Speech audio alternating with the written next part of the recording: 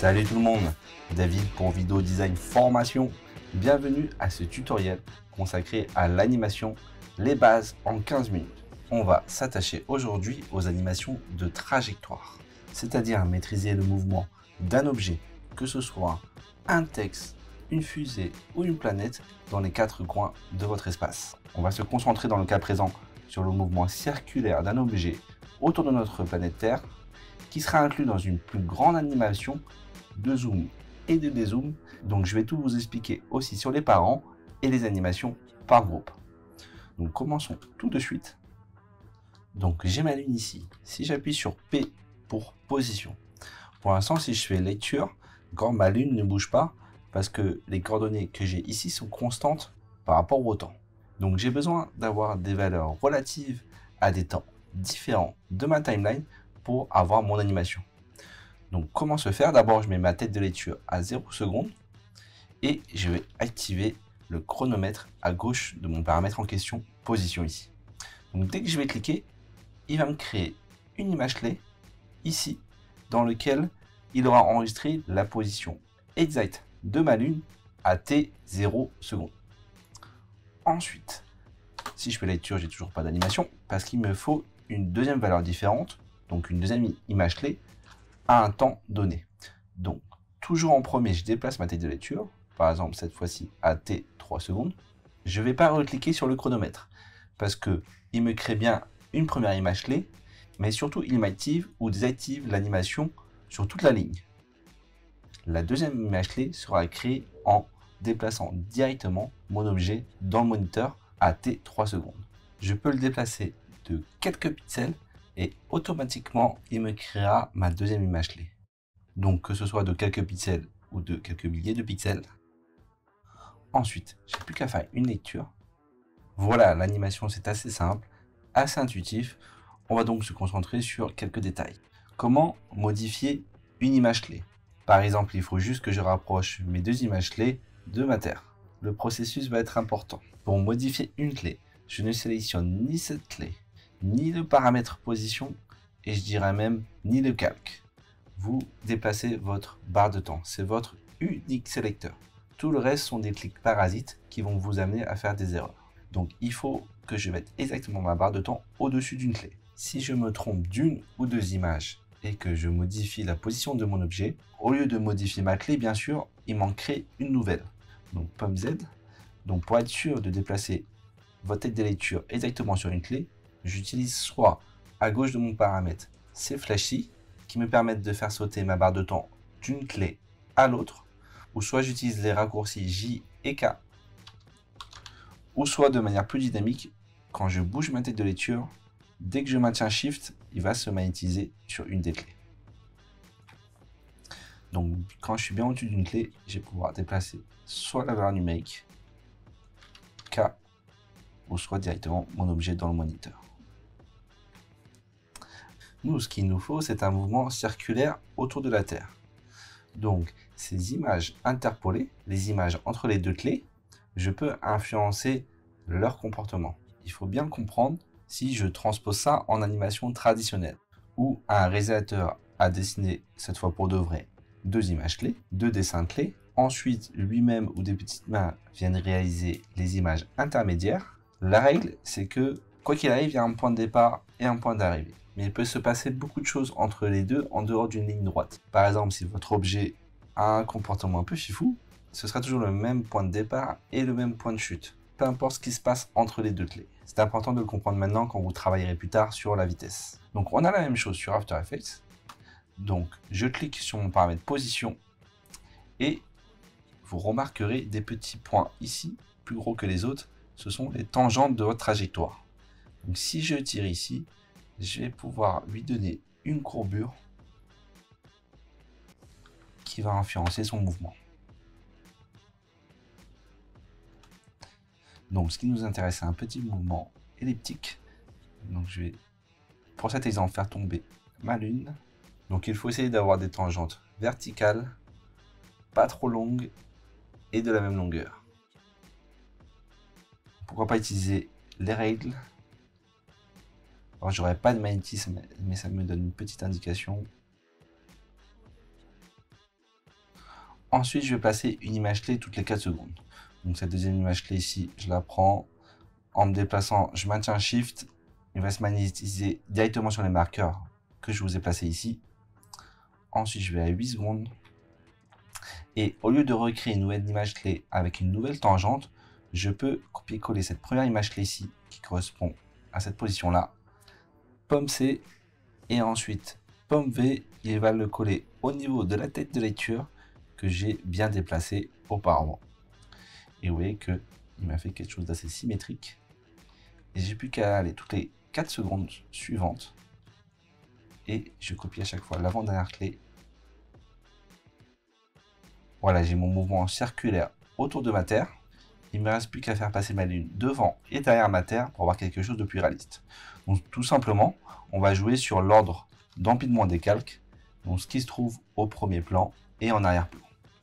Par exemple, ici, si je me mets entre les deux, et que ma lune ici qui est en première position, je la place derrière ma Terre, elle sera ensuite couverte par mon calque Terre au-dessus. Donc je rappuie sur P. Je vais devoir donner un coup de ciseau sur mon calque ici pour pouvoir le séparer en plusieurs parties. Je déplace ma tête de lecture là où je veux couper mon plan, dans un premier temps à 4 secondes. Scinder le calque ou pomme Shift D. Donc pomme Shift D, et là il me coupe mon plan en deux. Et je vais faire ça toutes les 4 secondes.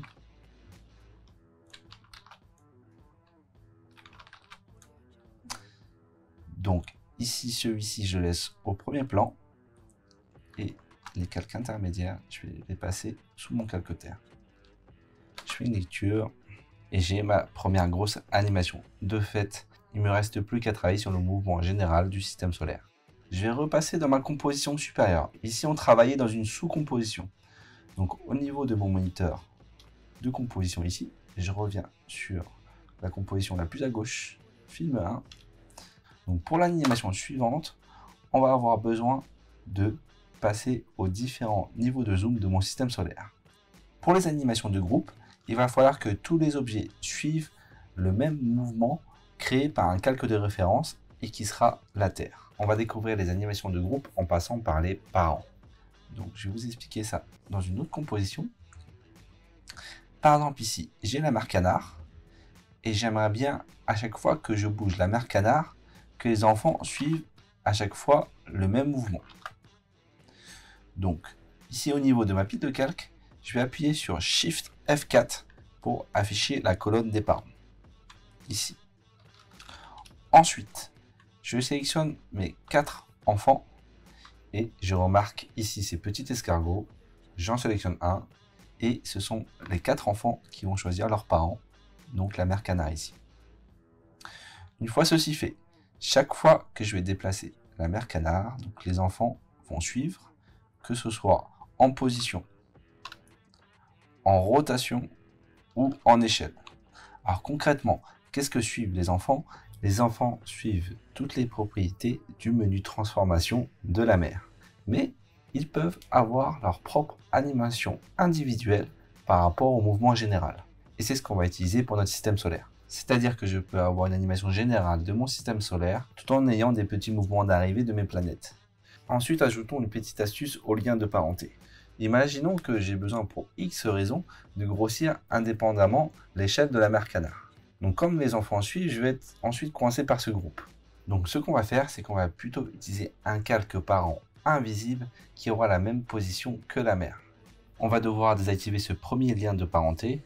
Je sélectionne les 4 enfants canards et dans le menu déroulant des parents, je choisis aucun. Ensuite, il me faut créer ce calque invisible que je vais trouver en haut dans le menu calque, nouveau, objet nul. Cet objet nul ici, c'est un calque qui n'a pas de visibilité. En gros, c'est un solide, d'accord, en 100 par 100 pixels, dont l'opacité a été désactivée à 0%. Donc, je vais placer mon objet nul au niveau de ma mère canard.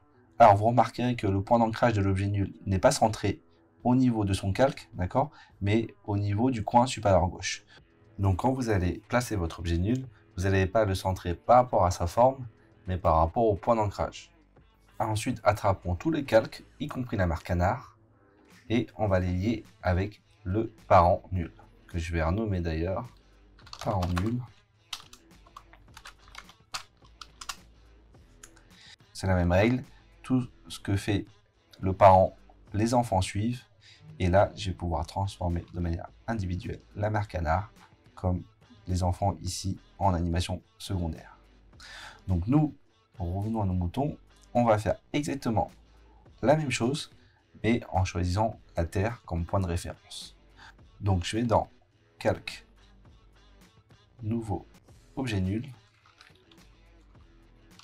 Je le place centré au niveau de ma Terre. Donc je clique près du point d'ancrage ici, ou je clique directement dessus. Quand je maintiens commande ou contrôle, il va se magnétiser sur le point d'ancrage de la Terre. Là, il est extrêmement bien centré. Ensuite, je sélectionne tous mes calques, donc tous mes enfants, sauf le calque de fond ici, et sauf mon objet nul 7,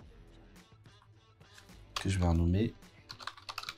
Je sélectionne tous les calques de mon système, et je leur choisis comme parent le nul. Ensuite, j'ai plus qu'à animer mon calque parent. Donc je vais aller à T 17 secondes. On commence par la fin, comme souvent, en animation. Je vais afficher les menus de transformation et je vais marquer la première clé pour la position, l'échelle et la rotation. Ensuite, pour ma deuxième clé, je vais aller à T 8 secondes. Et j'ai plus qu'à déplacer mon parent pour créer automatiquement ces deuxièmes clés. Donc, je vais placer ma Terre à peu près ici, dans le coin inférieur gauche. Je vais jouer sur la rotation de mon nul et ensuite sur l'échelle. Ouais, je vais déplacer un petit peu ici. Ensuite, à T7 secondes, je vais lui donner une pause. Donc pour faire une pause, c'est-à-dire pas d'animation entre deux images clés. Donc j'ai qu'à copier-coller les mêmes images clés ici. Donc pomme C, pomme V.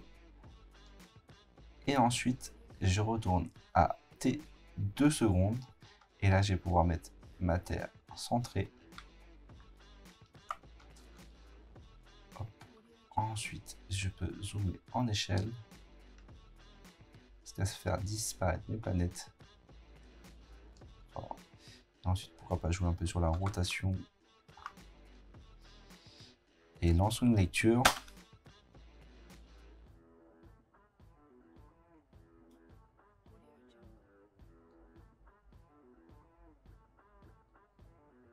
Voilà, l'interpolation pour l'instant, elle est un peu trop brusque parce qu'en fait, ici, quand l'animation démarre, elle démarre tout de suite à une vitesse instantanée très haute. Donc, dans l'idéal, il faudrait avoir un lissage de vitesse pour que mon objet parte d'une vitesse de 0 comme une voiture. Donc, on va utiliser les lissages automatiques pour cette animation. Donc, je sélectionne toutes mes images clés. Je fais un clic droit sur l'une d'entre elles. Assistant d'image clé, lissage de vitesse. Et je refais une lecture. Voilà, on a presque fini notre animation. Il ne nous reste plus qu'à jouer sur la propriété des liens de parenté, c'est-à-dire le mouvement indépendant des enfants, donc les planètes, qui vont arriver au fur et à mesure par escalier dans le mouvement général. Mercure, je vais pouvoir afficher P, lui marquer une clé en position, lui donner un mouvement d'arrivée. Ça va être pareil pour Vénus. Donc toujours ma tête de lecture et ensuite mon objet. Et ainsi de suite sur les planètes suivantes maintenant qu'on sait tous créer des images clés à des temps de départ et d'arrivée précis.